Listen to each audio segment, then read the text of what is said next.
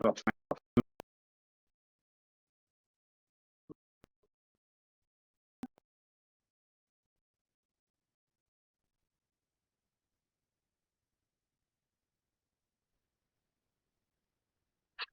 A'udzu billahi minasyaitonir rajim. Bismillahirrahmanirrahim. Ya ayyuhalladzina amanu la ta'kulu amwalakum bainakum bil batili. Jadi Islam itu begitu luas memberikan arahan bagaimana sebuah kehidupan itu dijalankan, termasuk konteks harta. Sampean semua itu tidak dilarang nyari harta itu.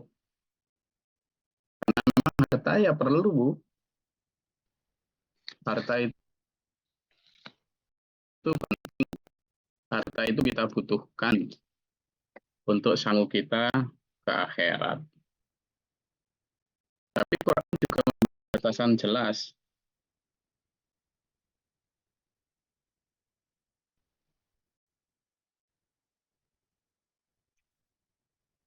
Quran memberi batasan jelas bahwa kamu boleh makan harta yang dengan cara yang halal, makan harta yang kamu peroleh melalui usaha, tapi batasannya adalah jangan dengan cara yang batil.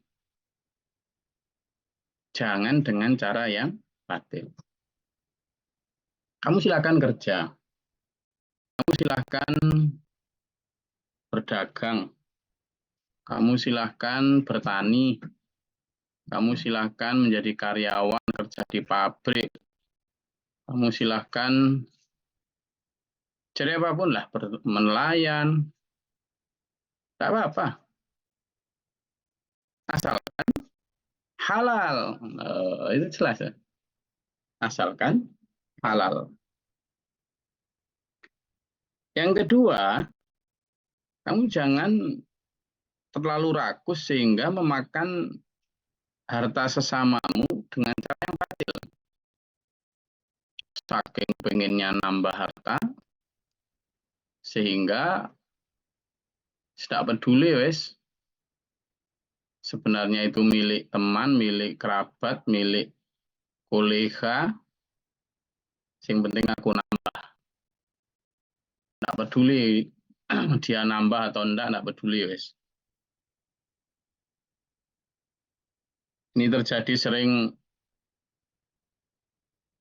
Saya itulah punya sedikit sawah ya. Saya itu sedikit sawah. Istilah Jawa digenduwe-duwean gitu. Nah, saya juga nggak pernah tahu hasilnya apa, ya tahu tapi karena memang kecil sehingga nggak terlalu manage itu. Nah, tapi yang sering saya lihat itu betapa orang kerap ya, hanya karena batas tanah, batas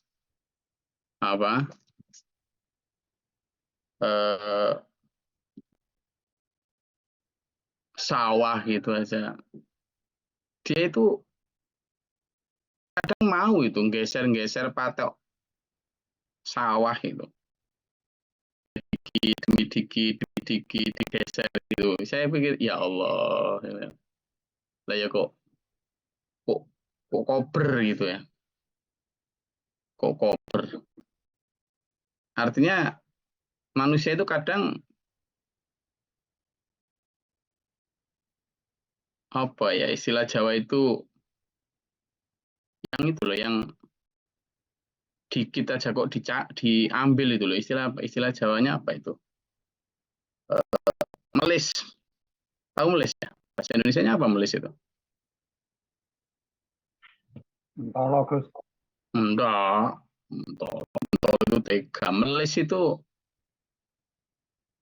wong barang sedikit aja kok. Gak nduloni. Nah, Ngerekes Gus. apalagi nih. Kok ngerekes banget? Jadi kalau ngerekes itu kan geragas, gerangsang. Tapi kalau melis itu hanya demi sedikit tambahan saja dia mengharapkan segala cara. Gitu. Jadi ada itu banyak begitu. Nah itu yang di 1.500 tahun yang lalu. Kadang dagangan juga gitu. Itu barang sudah dibeli atau demi ini sebenarnya sudah haknya temannya bagiannya, tapi ya demi dia mendapat tambahan sekian-sekian, kemudian dia apa menambahkan diri agar tambah ini tambah itu dan seterusnya. Nah saya melihat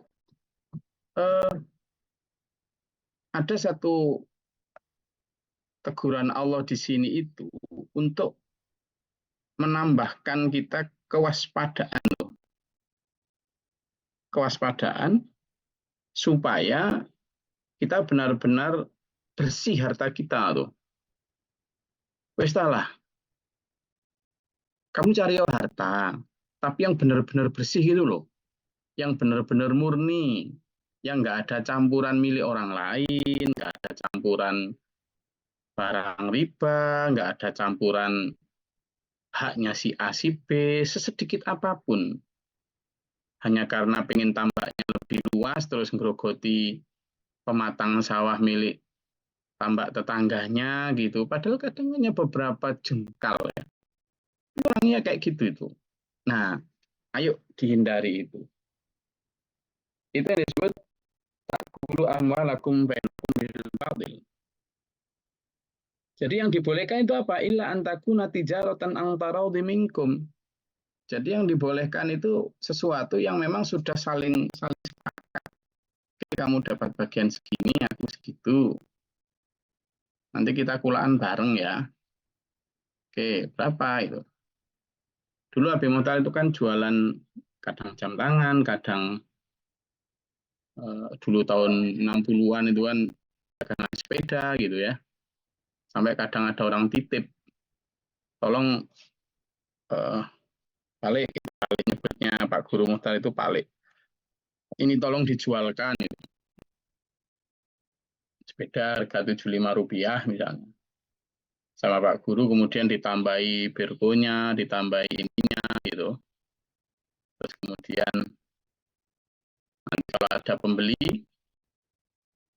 lalu diberitahu Pak Guru langsung berapa nih Palik?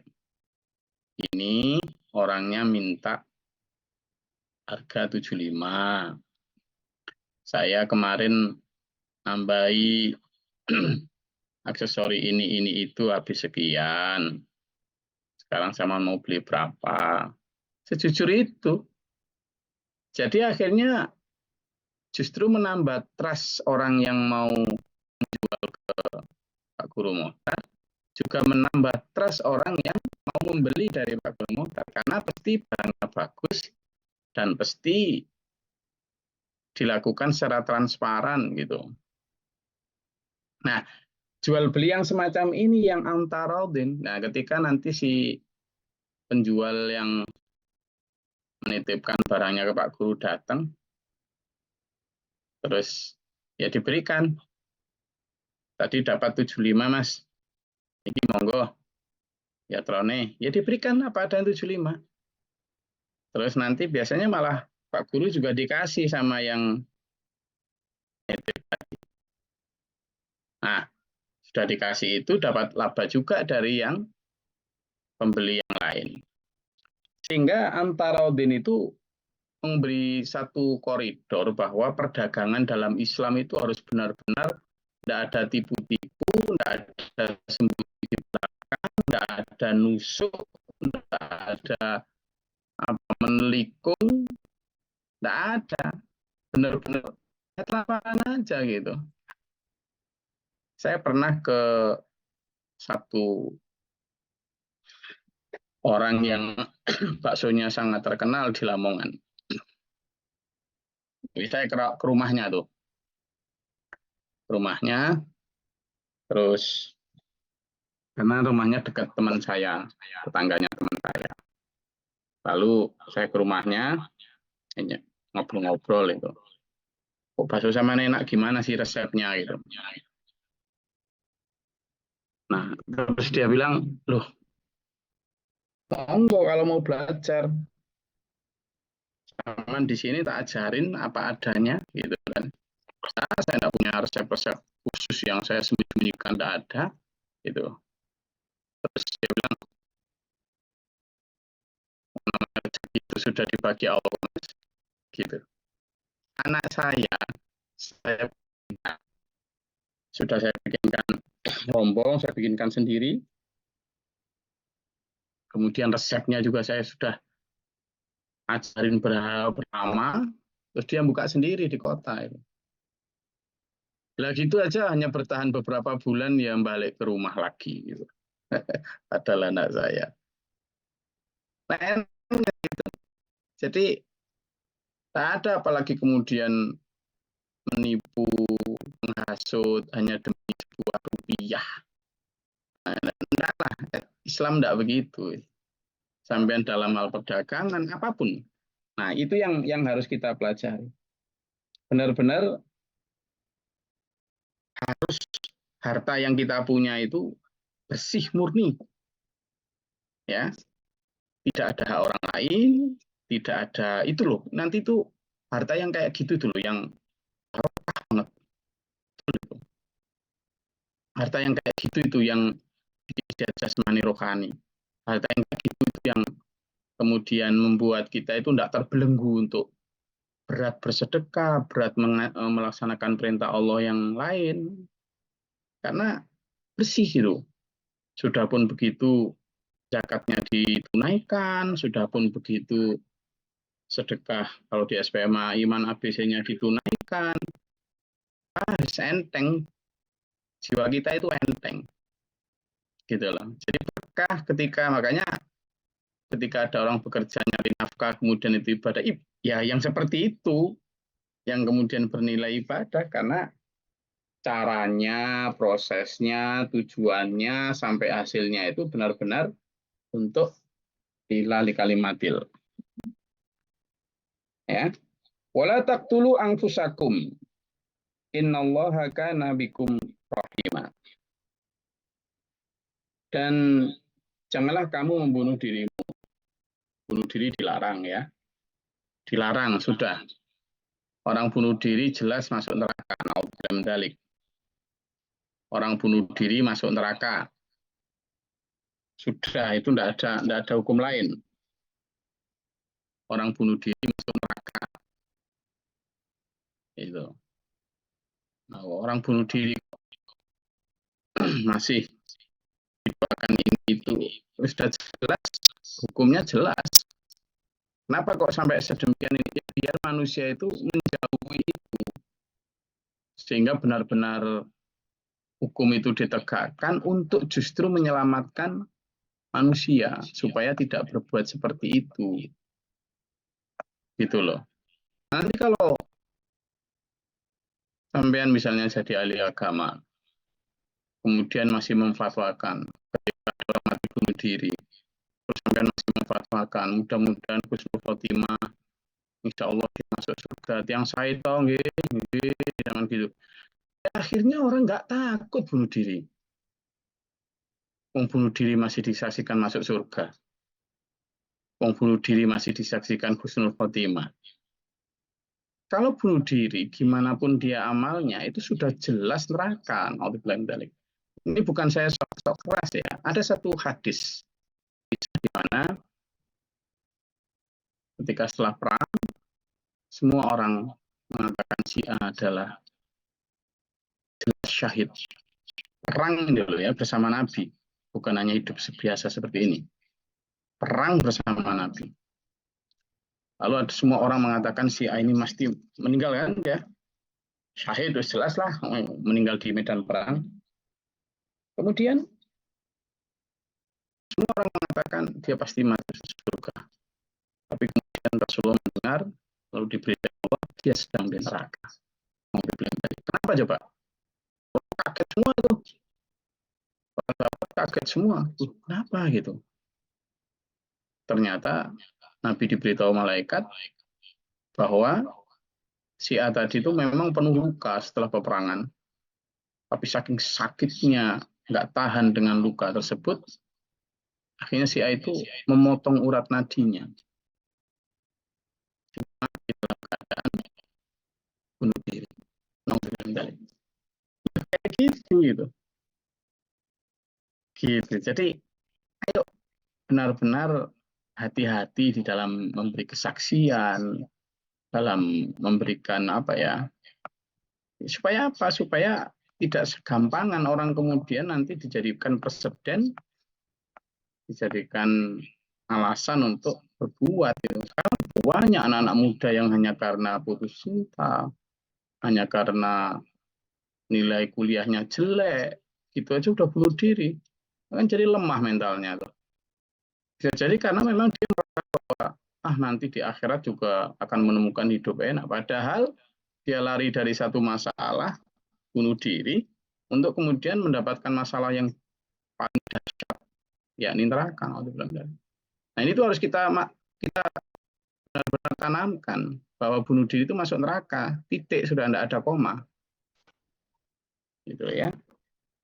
Innallaha kana bikum rahimah. Kenapa Allah memberi hukum seperti itu? Karena Allah menyayangi kita, menyayangi manusia. Jangan bunuh diri. Itu perbuatan pengecut, itu perbuatan orang yang tidak sabar. Dan yang paling dimurkai Allah karena adalah mengambil alih wewenang Allah, mendahului kersane Allah untuk membunuh dirinya. Wa may yaf'al dzalika 'udwana wa dzulman fasawfa nuslihi nara. Dan barang siapa yang melakukan yang demikian itu dengan cara melanggar hukum, dengan udwanan, permusuhan dan zalim, maka jelas kami akan masukkan ke dalam neraka. Nah, jelas toh? Bukan saya, Allah. Kami masukkan dia ke dalam neraka, dan yang demikian itu bagi Allah mudah. Jadi nggak usah dipersulit, masuk neraka itu sudahlah. Kalau kita Islam tidak mungkin masuk neraka. Masuk neraka itu mudah.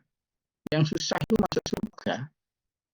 Nah ini dibalik sama manusia-manusia sekarang. Seolah-olah masuk surga itu mudah, kalau masuk neraka itu susah. Waduh, masuk neraka itu mudah. Lawang orang sudah berjihad bersama Rasulullah tadi aja bisa masuk neraka kok. Apalagi yang nggak berjihad di zaman sekarang gitu ya. Ayo benar-benar jangan mau dinabobokkan ya.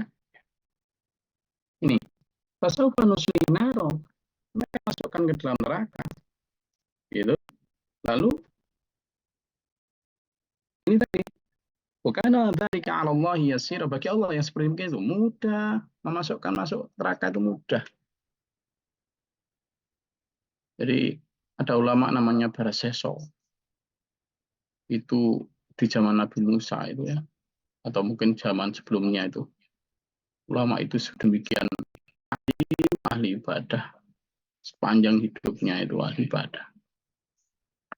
Alhamdulillah mendalik di akhir hidupnya hanya karena terpeleset satu hal, kemudian berbuat maksiat kepada Allah dan masuk neraka. Alhamdulillah mendalik. Ya, ayo hati-hati. Maka ayat yang terakhir 31, in tajtanibu kabaira ma tunhauna anhu. Maka jika kamu berupaya penuh untuk menghindari dosa-dosa yang besar yang kamu dilarang untuk melakukannya, Allah berjanji nukaffir ankum sayyi'atikum. Allah akan menghapuskan kesalahan-kesalahan kalian, keburukan-keburukan kalian, kejahatan-kejahatan kalian, sifat-sifat negatif kalian. Ayo berusaha ya, doakan story. Karena dosa-dosa kabairo ini termasuk sombong itu loh. Termasuk sombong.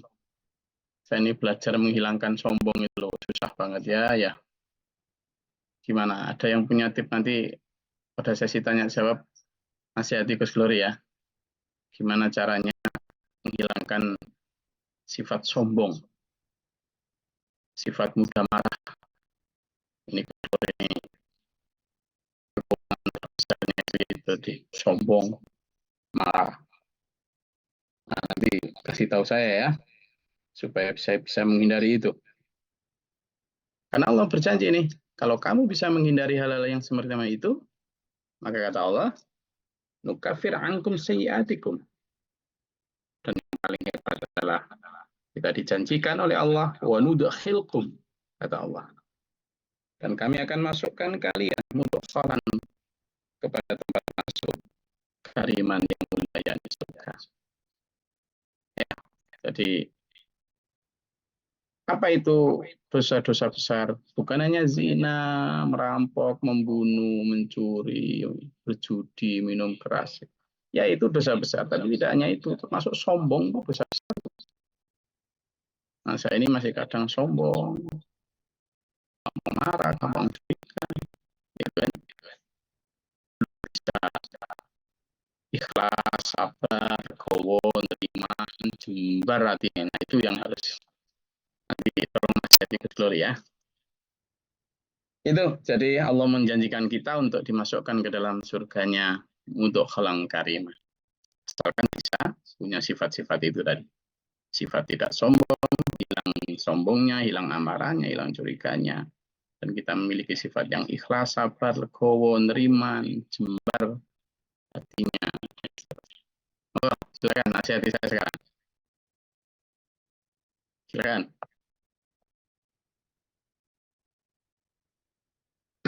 Oh, silakan. Ada yang mau ditanyakan atau mau nasihati saya boleh. Ini biar sama itu nggak sombong-sombong amat gitu. Nah, saya terima ini. Nggak saya bantah belas. Ayo silakan.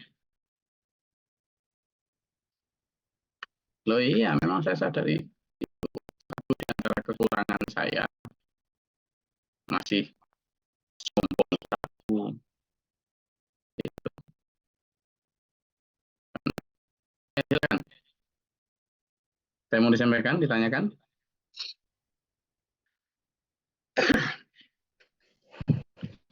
Assalamualaikum Gus.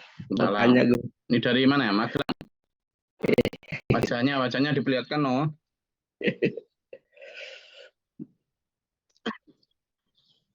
Silakan. Ya. Mau tanya nih Gus, ini kan masalah jual beli. Ibaratnya dulu orang tua sama orang tua sama-sama suka sama suka. Setelah ibaratnya ada bangunannya, ada rumahnya, terus anaknya ini tidak ada suratnya atau tidak ada apanya, mungkin tidak tahu juga ya. Itu langsung rumahnya disuruh pindah. Nah, itu gimana nih Gus? Itu tanahnya siapa? Tanahnya ini saudara saya itu, adik saya itu kan sama mertuanya gitu loh. Sama mertuanya satu rumah kan gitu. Tidak ada rumahnya sudah lama. Terus setelah anaknya besar, nah ini mungkin tahu nggak ada suratnya. Langsung pindah gitu. Diusir dari tanahnya itu. Siapa yang diusir? Ya itu adik saya sama iya yang sama suka kan dulu ibaratnya suka sama suka tanahnya. Ya terus anaknya itu ya itu ngusur itu. Ngusir tanahnya itu ditempati lagi gitu. Lah anaknya siapa yang gusur itu? Anaknya siapa? Yang ini belum yang suka sama suka tadi itu Gus, maksudnya saya kasih nama aja biar jelas saya. Ya. Biar jelas saya. Ini misalnya siapa, jual beli ke siapa. Soalnya kalau suka sama suka gitu saya terus mengingatnya jadi mau kawin gitu loh. Enggak, maksudnya A sama B gitu, Bu. A jual beli sama B. Ya. Terus suka sama suka, enggak ada suratnya. Nggak usah disebut suka sama suka. Ya. A jual beli sama B. Ya. Terus ya anak yang A tadi Ah, ngusir yang B. anaknya A ngusir B.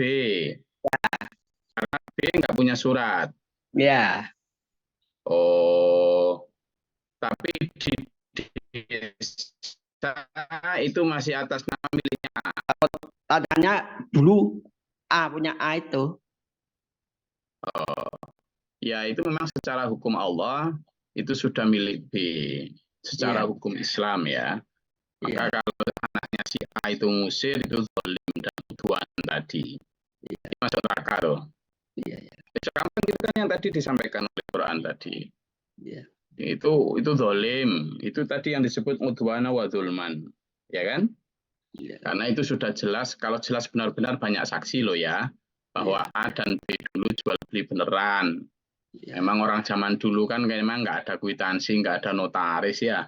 iya, Sehingga kalau anaknya A ujuk-ujuk kemudian ngusir hanya karena nggak ada ini, itu jelas zalim, dan kalau Quran menyatakan mereka jelas diancam neraka tadi. Nah, tapi memang kalau sekarang ya si B nggak bisa apa-apa.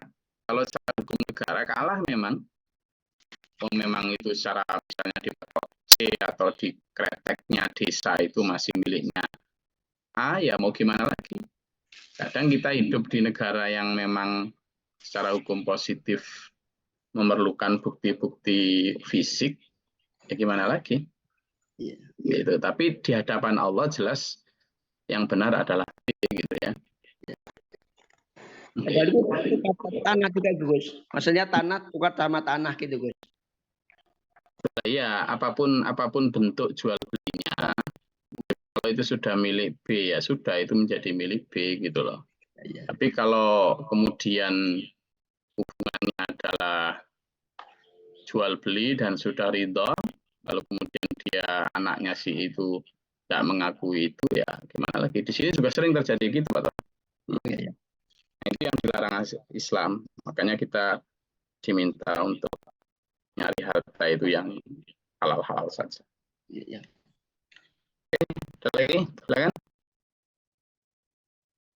Dari siapa? Siapa? Gus. Mas Habib, silakan. Ya tentang untuk bunuh diri tadi Gus. Nah, itu berarti untuk disolatkan itu gimana Gus?